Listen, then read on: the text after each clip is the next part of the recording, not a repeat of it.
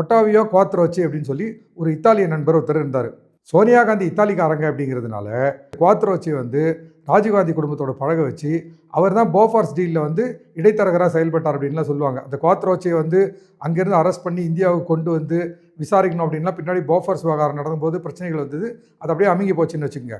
Donald ட்ரம்ப்பே இந்த Alfred எப்ஸ்டீனுடைய ஃபைலை வெளியிடுங்க அப்படின்னு சொன்னதுக்கான முக்கியமான காரணமே என்னென்னா, தன்னை பற்றி மட்டுமல்லாமல் இதில் சம்மந்தப்பட்ட எல்லாரை பற்றியும் வந்து இந்த விஷயம் டைல்யூட் ஆகணும் அப்படிங்கிறது தான்.